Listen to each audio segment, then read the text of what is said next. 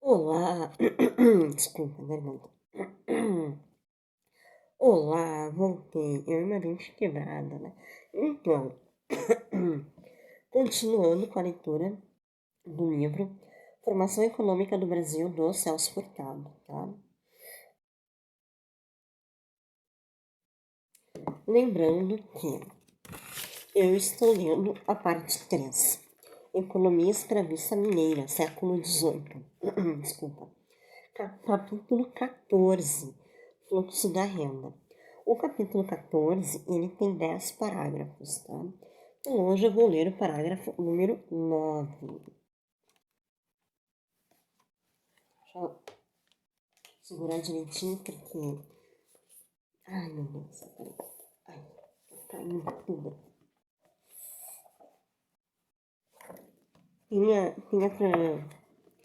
Tem esse parágrafo 9 tem um rodapé. Tem um rodapé número 70. E assim, tá em inglês. Eu tive que ir lá no apêndice procurar a tradução. Como é muito grande, eu vou ler no apêndice. Tá caindo. Eu marquei aqui as páginas. Então hoje eu vou ler o parágrafo número 9, ó.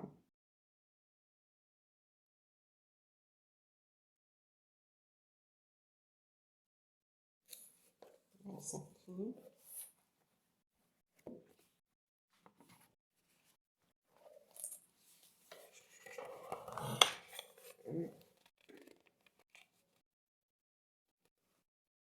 Parágrafo 9.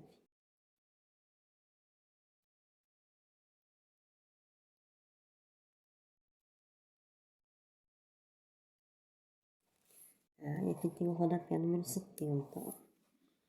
Tá aqui o 70. E o que eu grifei de verde tá em inglês, tá?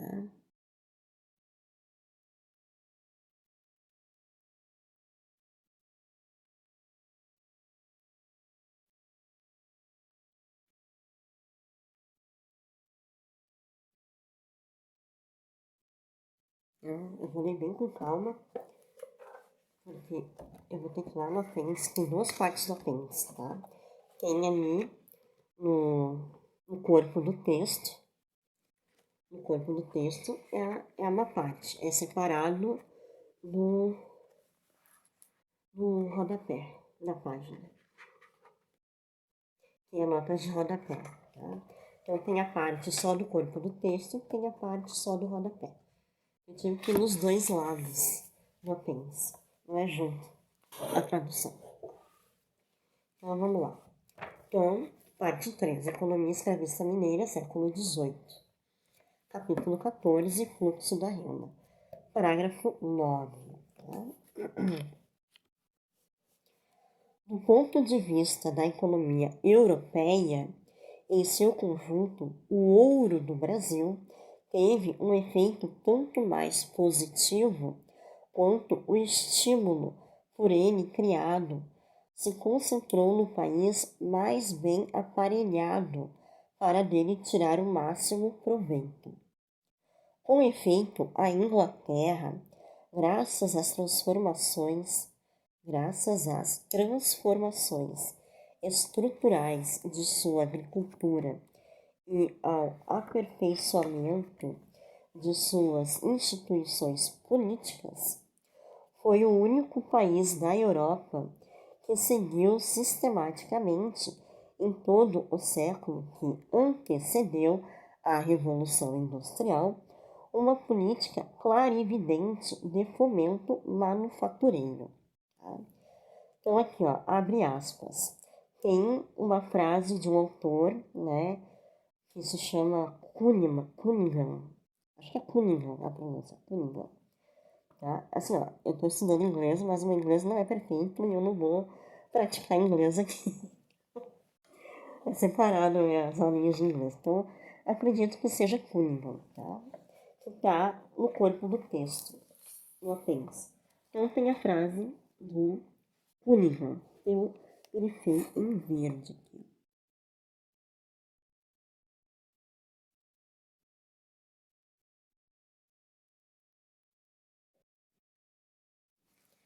Então, vamos lá no apêndice. apêndice, o corpo do texto. Meu Deus. Só para mostrar para vocês. Apêndice, corpo do texto. Tá? Este apêndice reúne as traduções de trechos em idioma estrangeiro, citados tanto no corpo do texto como nas notas de rodapé. Porque não é só inglês, tá? Tem francês também aqui. Então, aqui, ó. Página 130. Começa aqui a tradução do corpo do texto, que eu mostrei ali para vocês.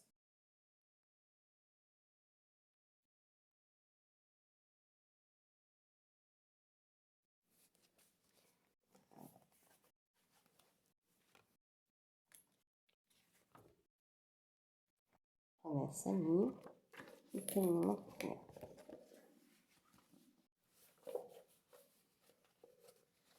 Depois lá no rodapé também.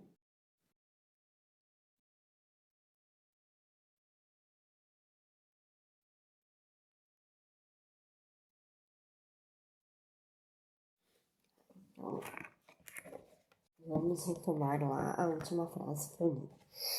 Eu li a frase de Cunningham, tudo que é isso, né? Era sobre a Inglaterra, né? Com efeito, a Inglaterra, graças às transformações estruturais de sua agricultura e ao aperfeiçoamento de suas instituições políticas, foi o único país da Europa que seguiu sistematicamente em todo o século que antecedeu a Revolução Industrial uma política clara e evidente de fomento manufatureiro. Tá? Então, abre aspas. Tá? Então, vamos lá, abre aspas.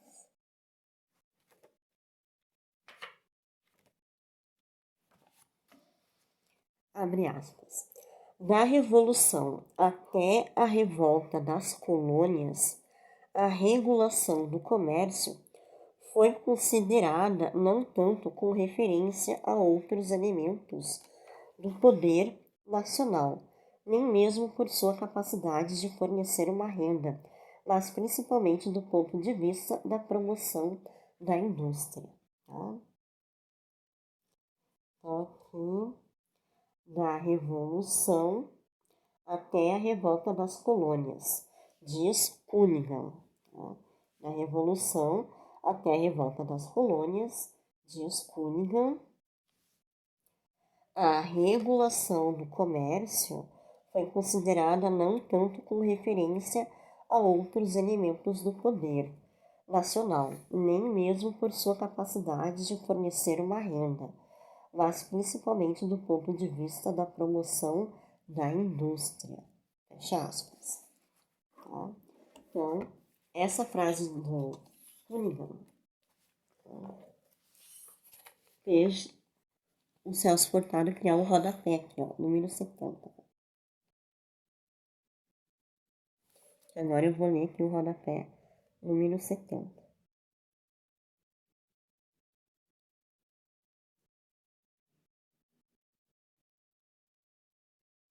Então vamos lá. Referente à frase de Cunningham. A produção manufatureira é mais para gerar indústria do que renda, né? Do que emprego. Então aqui, rodapé 70. Cunningham. Tá em inglês aqui, tá? The growth of modern industry and commerce in modern times. Meu inglês não é perfeito, tá? Então assim, ó, o crescimento da indústria e do comércio modernos. Tempos modernos, parte 1, Cambridge, tá? 1921, página 458. Primeira edição, 1882. O isolamento da Inglaterra e seu relativo atraso, se comparado com o desenvolvimento manufatureiro da Europa de fins da Idade Média, deram a esse país desde cedo uma clara consciência de que, sem proteção e uma ativa política de importação de técnica, a expansão manufatureira seria impraticável. A esse respeito, diz um conhecido estudioso da matéria, tá? Abre aspas. Então, vamos lá. Está em inglês aqui, tá?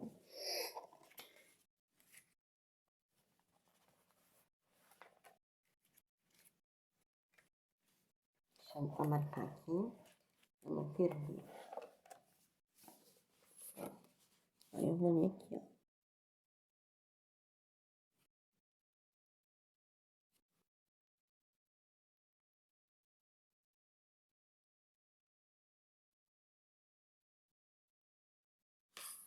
Então, vamos lá.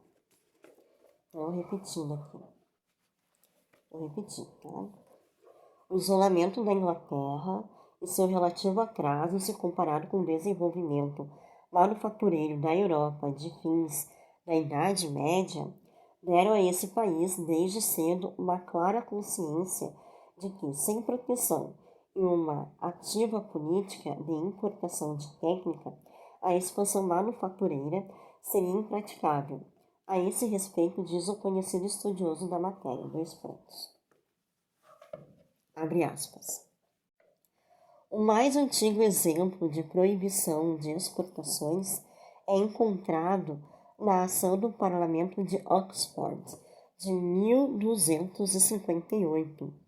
Os barões, nesse momento, decretaram que a lã do país devia ser produzida na Inglaterra e não devia ser vendida a estrangeiros, e que todos deviam usar tecidos de lã feitos no país. Fecha aspas. Fecha aspas. Tá? E a propósito da consolidação das manufaturas de lã no século XV, dois pontos. Abre aspas.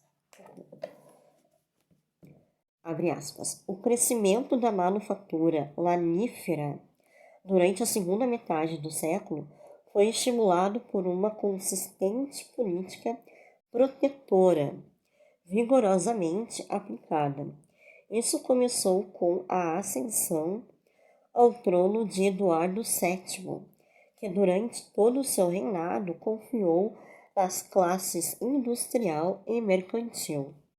Em 1463, a importação de tecido de lã foi proibida, assim como a de um grande número de outros artigos manufaturados. E a proibição, que naquela lei fora apenas temporária, era especialmente renovada e tornada permanente numa lei do ano seguinte. Além disso, a escala de impostos de exportação foi organizada, se não nesse momento, logo em seguida, de maneira a estimular a exportação de tecidos mais que a de lã.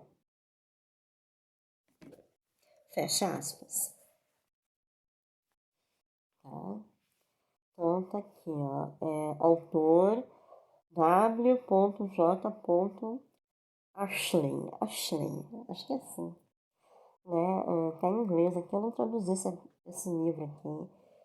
Introdução para inglês, história da economia. Não vou traduzir.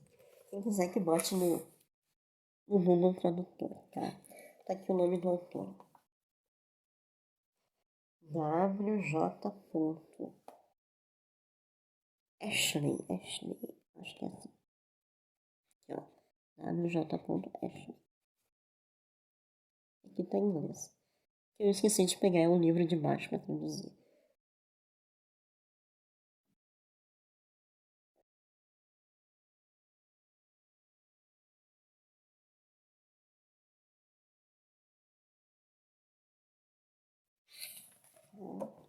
Conta no livro Introduction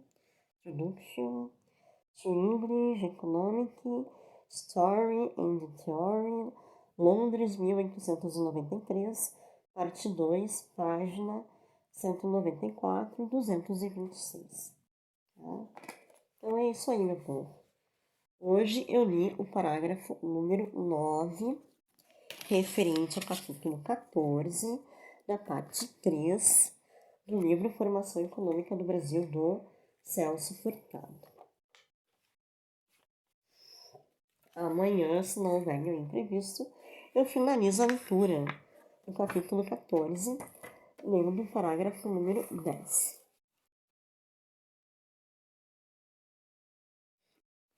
Desta aqui em cima.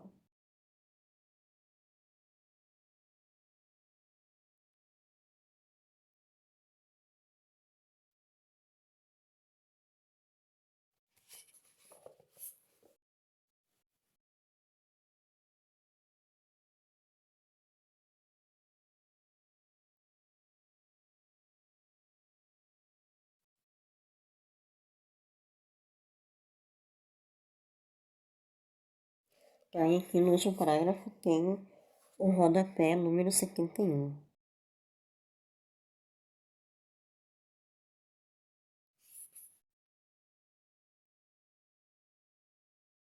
Então tá aqui o rodapé.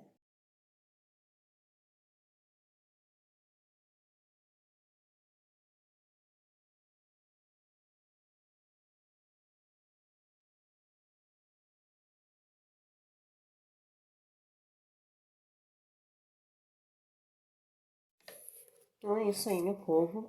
Se não houver nenhum imprevisto, eu volto amanhã, tá? Tchauzinho.